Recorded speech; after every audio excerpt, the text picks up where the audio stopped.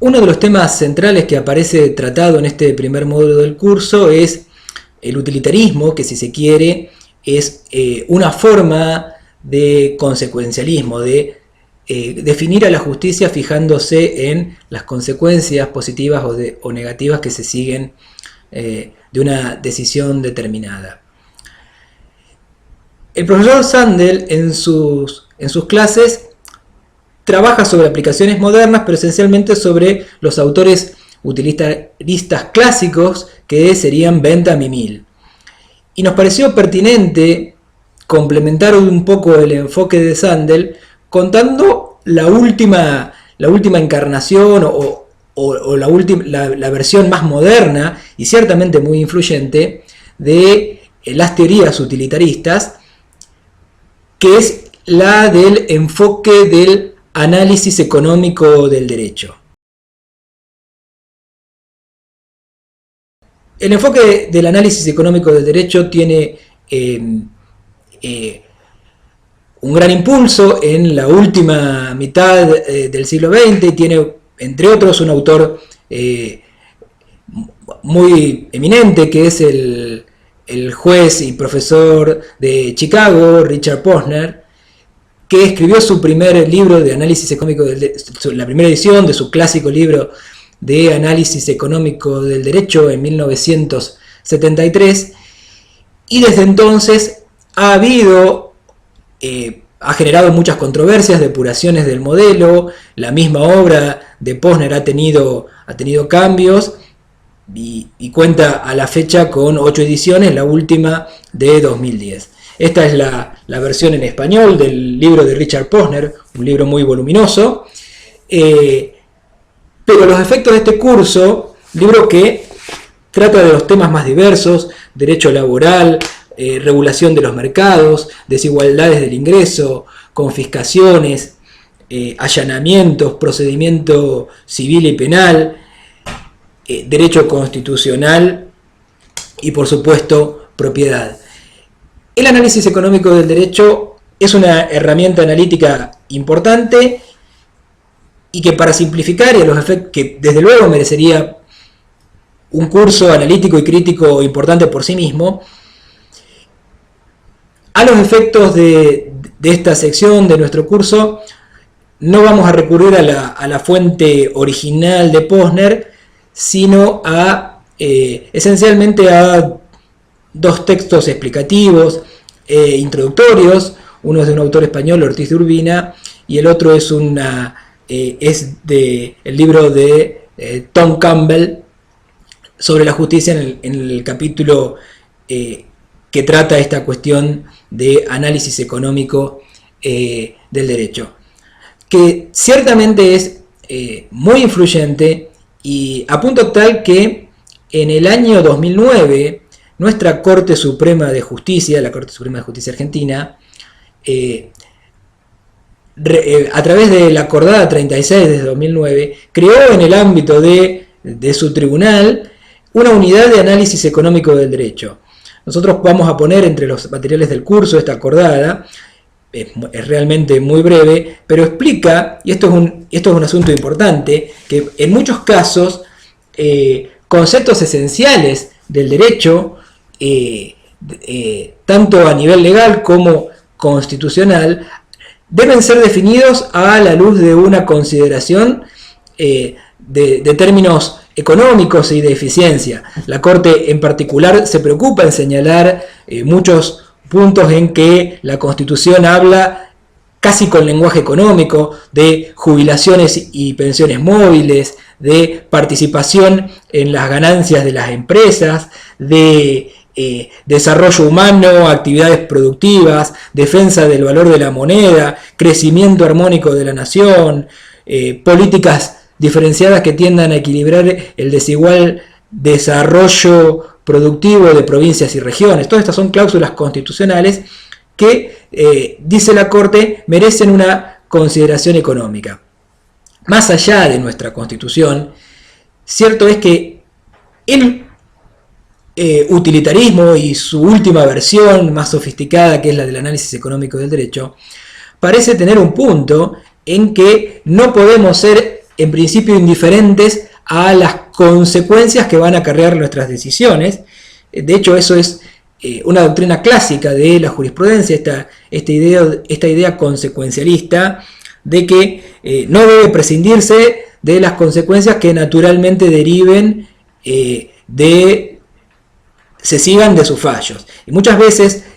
fallos que involucran a asignación de recursos económicos a estados, que se reclaman al Estado, que se reclaman particulares entre sí, deben ser leídos no tanto a la luz del caso específico individual, sino por la proyección de sus consecuencias a lo largo de la población. Entonces, toda la reestructuración de deudas privadas, en los casos de crisis económicas, como también las deudas públicas, requieren que pensemos en esta suerte de compromisos y en qué forma podemos medir, calcular y en su momento, y llegado el caso, tener en cuenta las consecuencias y ver en qué medida se pueden traducir en valor y en utilidad. Más allá de esta presentación inicial, y aquí siguiendo un poco a Ortiz de Urbina, es preciso hacer una serie de distinciones en cuanto al método del análisis económico del derecho, que puede estar utilizado de diversos modos. Entonces, una primera distinción que tenemos que formular es la distinción entre el análisis económico del derecho llamado positivo, si se quiere descriptivo o predictivo, y el análisis económico del derecho normativo, que son dos dimensiones realmente muy diferentes. La primera, que llamamos la del análisis económico del derecho positivo, se está preocupando por evaluar las consecuencias que se seguirían de una legislación determinada o de una jurisprudencia determinada sin juzgar sobre la misma. Entonces, un esquema de análisis económico del derecho positivo tendría en cuenta, por ejemplo, una restricción al estacionamiento en una zona específica de la ciudad. Entonces, una versión muy primaria y muy sencilla del análisis económico del derecho positivo sería: cabría esperar que en zonas céntricas y adyacentes, si en una se cobra estacionamiento medido a través de cospeles o tarjetas o SMS o lo que sea, y en otra no se cobra y es gratuito, cabe esperar que en la búsqueda de ahorro o de maximizar su beneficio, todas las personas que puedan estén estacionando en las zonas donde les sea gratuito hacerlo y tiendan a hacerlo en menor medida o permaneciendo menos tiempo allí donde se cobra, en la medida en que sea esto cercano o adyacente. Este es un ejemplo muy primario de considerar los efectos de una legislación determinada. Hay otros ejemplos de análisis económico del derecho mucho más aventurados, mucho más controvertibles, donde, siguiendo un poco en esta línea,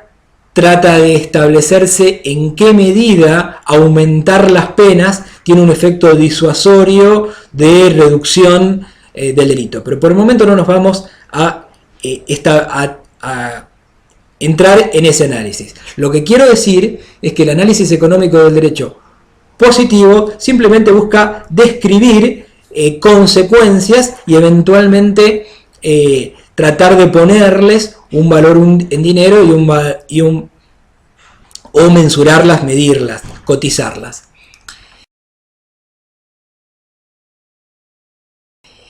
En ese sentido, no pretende establecer normas, y en eso se diferencia del análisis económico del derecho normativo,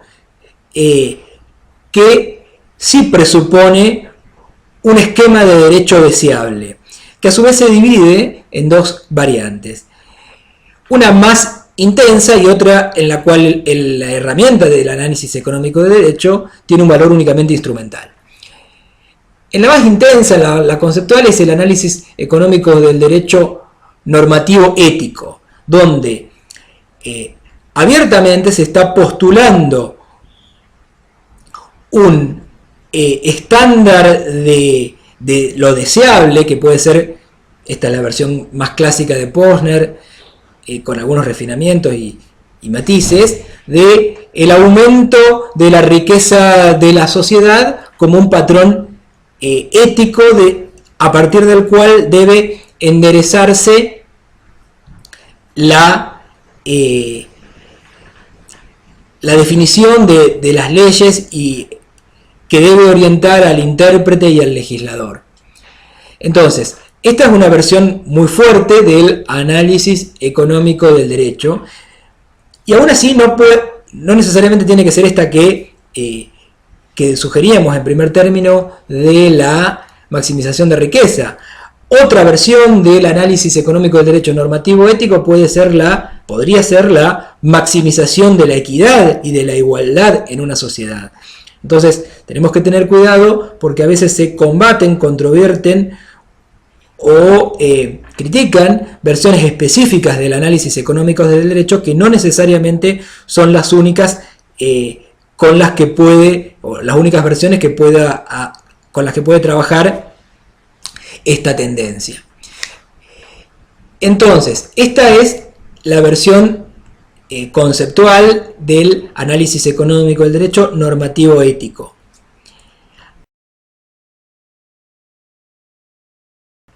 Y finalmente hay una versión del análisis económico del derecho instrumental, que es la del análisis económico del derecho normativo técnico.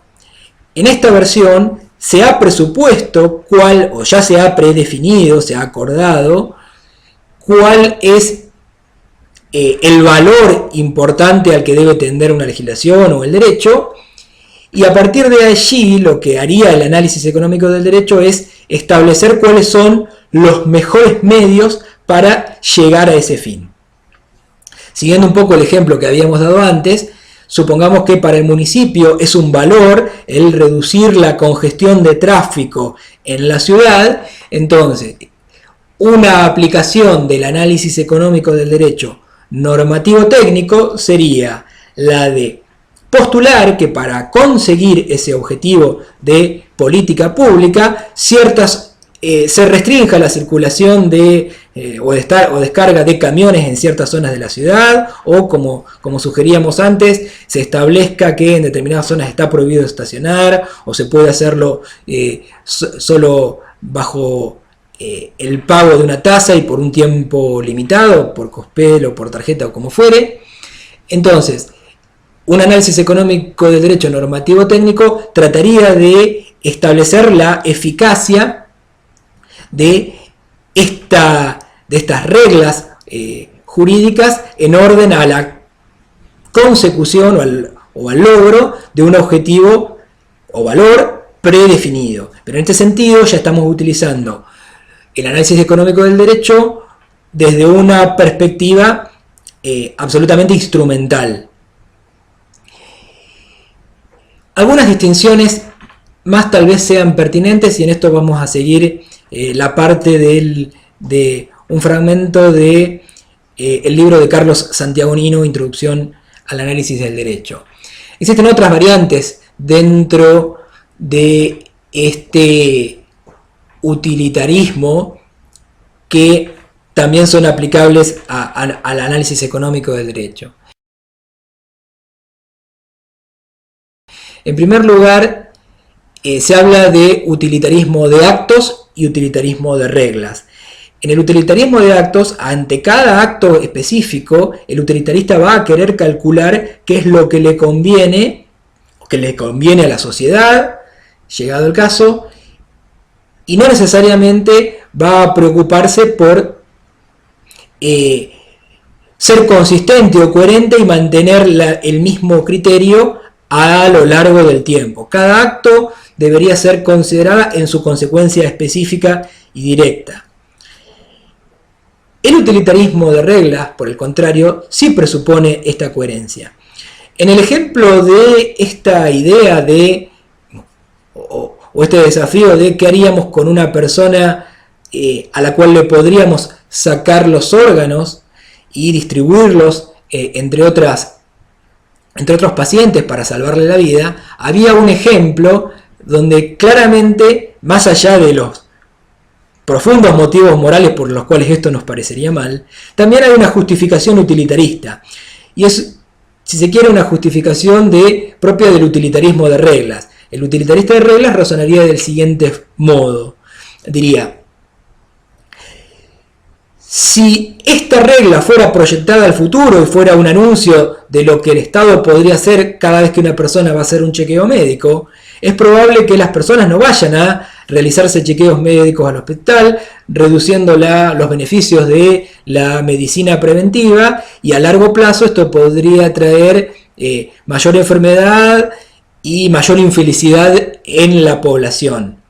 Más allá de que el efecto puntual, que en el caso puntual nosotros podríamos conseguir un resultado transitorio positivo, que sería salvar la vida de 5 personas al precio de la vida de una sola. Pero para el utilista, esto es algo que el utilitarista de actos tal vez consideraría y aceptaría. En cambio, el utilitarista de reglas no se fijaría solo en este punto, sino en la proyección de las consecuencias de la posibilidad de que esto sea una regla posible para decidir qué hacer con las personas que van a someterse a chequeos médicos, y bajo la muy razonable presunción de que tendría efectos negativos. Esta es una distinción importante: utilitarismo de actos, utilitarismo de reglas. El utilitarismo de reglas, como en un partido de ajedrez, nos obliga a considerar un montón de cosas y mirar muchas movidas más adelante, presuponiendo una consistencia y una coherencia que al utilitarismo de actos le es indiferente.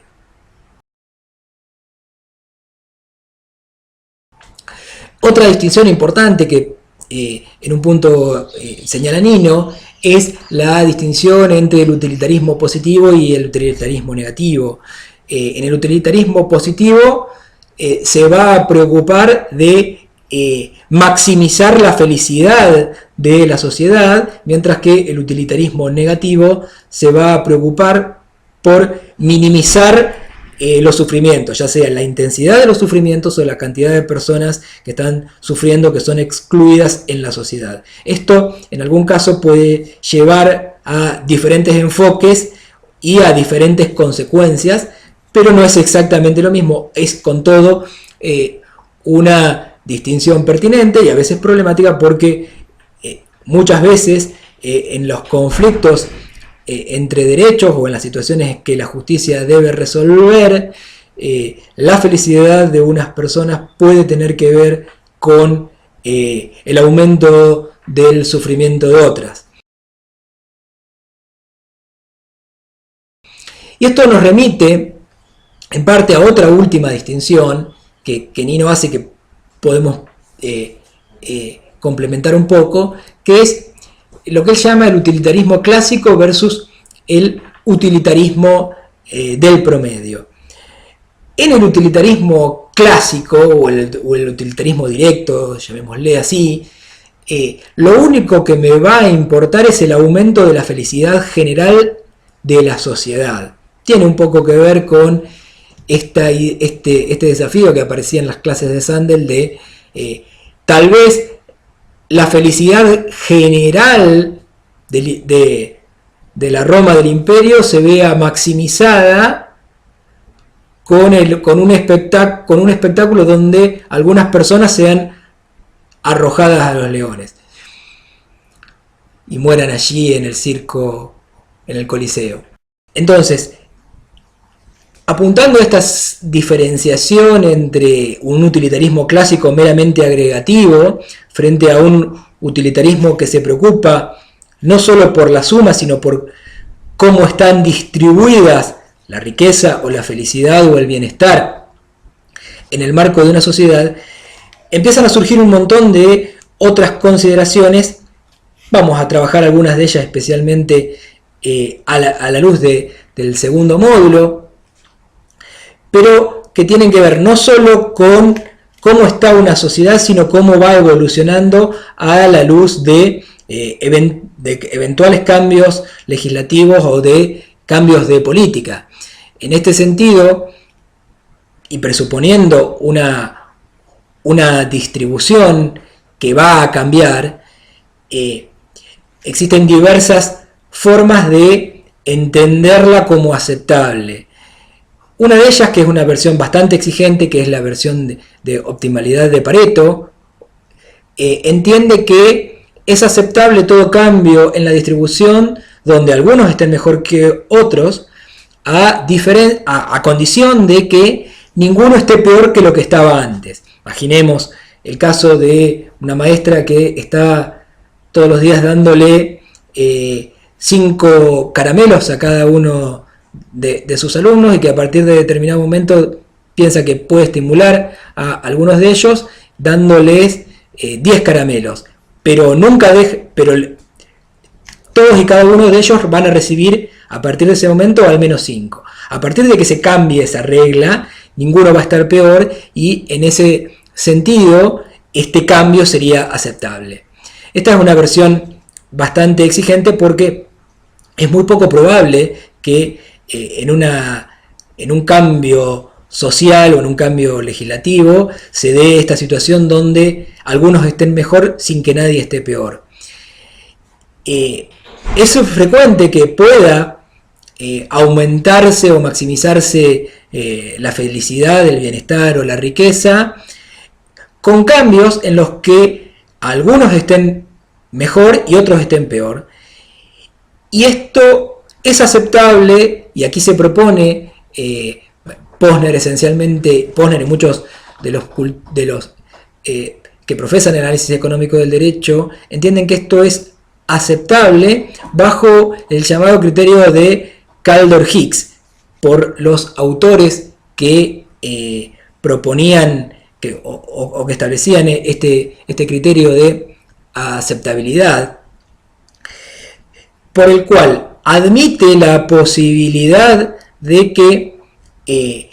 estos cambios de distribución donde algunos estén mejor y otros estén un poco peor, a condición de que parte de los beneficios de los que mejoran sean atribuidos para compensar a los que han empeorado, de forma tal de que no sufran un perjuicio con respecto a la situación anterior. Lógicamente, este criterio de Kaldor-Hicks solo se va a poder verificar como factible en la medida en que esta situación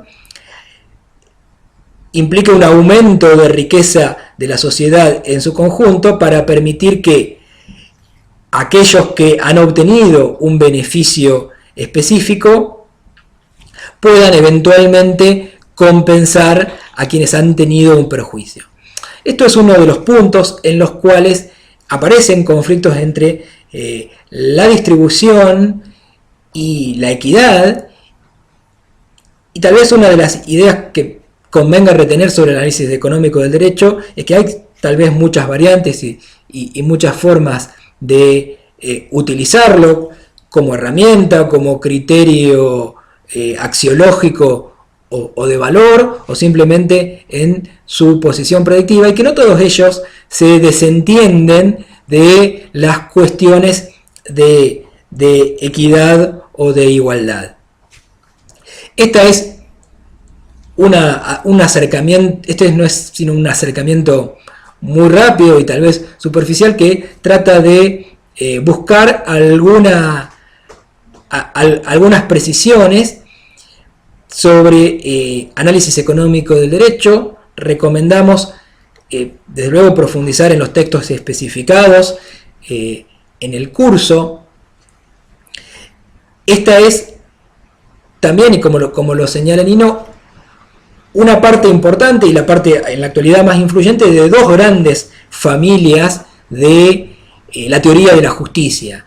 Hay teorías teleológicas y teorías deontológicas. Teorías teleológicas consecuencialistas, utilitaristas, se van a preocupar en las consecuencias, van a definir algo, no como bueno o malo en sí mismo, sino bueno o malo a partir de lo que nos pasa con eso, lo que eso provoca, cuáles son sus efectos, consecuencias individuales, sociales,